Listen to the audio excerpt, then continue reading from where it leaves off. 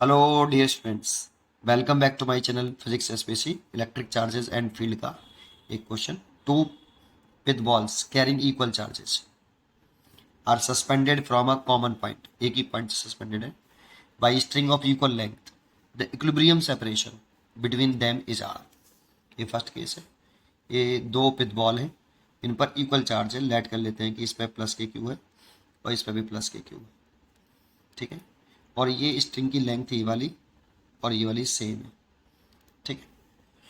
Now the string are rigidly clamped at the half of the height. तो देखो पहले Y height पे था, अब यहाँ पे क्लेम कर लिया रिजिडली, इसकी आधी हाइट कर दी है। The equilibrium separation between the balls now becomes, R dash की वैल्यू पूछ रहा है कितनी हो जाएगी, चार चॉइस दे रखी है, ठीक है। तो देखिए अगर ये दोनों बॉल इक्विलिब्रियम में है तो नेट फोर्स जीरो होना चाहिए। तो इसमें एक तो कितने फोर्स लग रहे हैं इस बॉल पे वो देखते हैं। एक तो tension in the string T, ठीक है, और एक इसका वेट एम जी। ये चार्ज इस चार्ज को रिपेल करेगा, तो ये वाला चार्ज इसको इलेक्ट्रोस्टैटिक फोर्स से रिपेल कर रहा है, एफ ई। अब देखो इस पे तीन फोर्स लग रहे हैं इस बॉल पर, लेकिन बॉल इक्विलिब्रियम में है, दैट मीन्स बॉल्स पर नेट फोर्स जीरो है। तो देखो इस टी के अगर मैं कंपोनेंट कर लूँ, देखो ये थीटा है तो ये वाला थीटा होगा, ऑल्टरनेट एंगल होगा ये। तो टी की कंप्यूट करें तो ये वाला आ जाएगा टी कॉस थीटा और ये वाला आ जाएगा टी साइन थीटा। अगर बॉल पर नेट फोर्स जीरो है तो T cos theta M G को बैलेंस कर लेगा, दैट मीन्स कैंसिल कर देगा, और टी साइन थीटा इस इलेक्ट्रोस्टैटिक फोर्स ऑफ रिपल्सन को बैलेंस कर लेगा, कैंसिल कर देगा। तो नेट फोर्स हो जाएगा जीरो। तो नेट फोर्स जीरो करने के लिए क्या करनी है, इन इक्विलिब्रियम।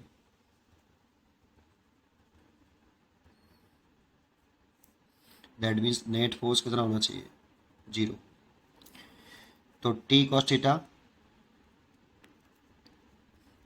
एम जी को बैलेंस कर ले और टी साइन थीटा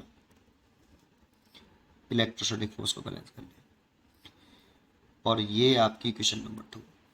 अब सेकंड डिवाइडेड बाई फर्स्ट कर लें, तो T sine theta over T cos theta is equal to F E upon M G. T से T cancel, then tan theta. यहाँ जो एफ ई है ना, ये दोनों चार्ज के बीच में लगने वाला इलेक्ट्रोस्टैटिक रिपल्सन फोर्स है। इस एफ ई की वैल्यू पुट कर लेते हैं, तो एफ ई 1/4πε0 की जगह पे प्रोपोर्शनलिटी कांस्टेंट के यूज कर लेता हूँ। के इज अ प्रोपोर्शनलिटी कांस्टेंट, दोनों चार्ज का मल्टीप्लाई, इक्वल चार्जेस है इसलिए दोनों चार्ज का मल्टीप्लाई लिखें तो क्यू इंटू क्यू, तो क्यू स्क्वायर हो गया ओवर इन दोनों के बीच की शॉर्टेस्ट सेपरेशन जो कि कितनी है आर। इस चार्ज और इस चार्ज के बीच की शॉर्टेस्ट सेपरेशन आर है, इसीलिए आर स्क्वायर, और नीचे एम जी है तो डिवाइड बाई एम जी कर लो या इसके साथ लिख लो यहाँ पे एम जी, ठीक है। तो टेन थीटा आ गया K Q square over R square M G, ठीक है। सिमिलरली इसमें भी अगर ऐसे ही करेंगे सिमिलरली, तो इसे कुछ एंगल अदर मान लेते हैं, क्योंकि ये डिस्टेंस बदल गई बेटा इसकी, ये भी डिस्टेंस बदल गई है, इसीलिए ये थीटा डैश कर लेते हैं, और ये वाला एंगल भी थीटा डैश। बिल्कुल सेम करेंगे तो देखो टेंशन टी ये भी बदल जाएगा, तो टी तो वैसे ही कट गया, देखो यहाँ टेंशन से टेंशन कट गया है ना। अगर टी वन भी कर ले तो आप ऐसे, मास तो सेम ही है, चार्ज भी सेम है, इसीलिए रिपल्सन फोर्स भी सेम रहेगा। थीटा बदला है तो कंप्यूट करेंगे तो फिर वो ये बैलेंस करेंगे अगेन ऐसे ही। तो सिमिलरली आप ऐसे लिखो, देखो चेंज क्या है वो चेंज करते हैं, टेन थीटा डैश, एक तो ये बदला है, यहाँ थीटा था यहाँ थीटा डैश हो गया। दूसरा चार्जेस पे कोई इफेक्ट नहीं पड़ा है, के तो प्रोपोर्शनलिटी कांस्टेंट है कूलम्ब्स लॉ वाला 1/4πε0, इसलिए के में कोई चेंज नहीं आया। सेम प्रोसेस करोगे रिपीट, तो के क्यू स्क्वायर, चार्जेस पे कोई इफेक्ट नहीं है, के पे कोई इफेक्ट नहीं है। आर बदल गया है, देखो यहाँ पे दोनों चार्ज के बीच की सेपरेशन आर थी, यहाँ पे आर डैश हो गई है, इसलिए आर डैश का स्क्वायर। मास पे कोई इफेक्ट नहीं पड़ा इसलिए एम इंटू जी, ये ऐसे कैसे रहेगा। ये क्वेश्चन नंबर 2, ये इस डायग्राम के लिए, ये इस डायग्राम के लिए। लेकिन हमें ये जो टेन थीटा है ना ये नहीं चाहिए, क्योंकि कहीं पे भी क्वेश्चन में टेन थीटा के बारे में कोई जानकारी नहीं, लेट किया था हमने ये। तो पहले इसको हटा देते हैं। टेन थीटा कैसे हटाएं? तो ये ट्राइंगल दिख रहा है आपको, ये वाला, ये देख लो, या ये वाला देख लो, ये बराबर है एंगल। अगर ये दोनों एंगल इक्वल है तो ये वाले जो है, ये डिस्टेंस जो होगी ये r/2 होगी। और टेन थीटा निकालें, इस ट्राइंगल में निकाल लेते हैं। चलो इस वाले में टेन थीटा निकालने हैं तो परपेंडिकुलर बटे बेस। परपेंडिकुलर है r/2 और बेस है आपका y। ये हो गया इतना, is equal to KQ² over r² mg। r को यहाँ ले आइए बेटा, ये हो गया r का cube over 2y is equal to आ गया KQ² ओवर mg। ये फर्स्ट इक्वेशन मान लीजिए आप, इसको छोड़ के, है ना। ऐसे सिमिलरली इसको कर लीजिए। टेन थीटा डैश निकाल लो, इस वाले ट्राइंगल में निकाल लो, इस वाले में या इसमें किसी में। ये डिस्टेंस तो इसका बाइसेक्टर हो जाएगी r'/2। और ये एंगल निकालूंगा इसमें, टेन थीटा डैश निकालूं तो परपेंडिकुलर हो गया r'/2 और बेस हो गया y/2 equal to KQ² over r' का स्क्वायर और mg। 2 से ये 2 कैंसिल हो गया और इस r' का स्क्वायर का मल्टीप्लाई इसमें करूंगा तो r' का cube over y is equal to KQ² upon mg। इसे इक्वेशन नंबर 2 मान लो इसकी जगह पे।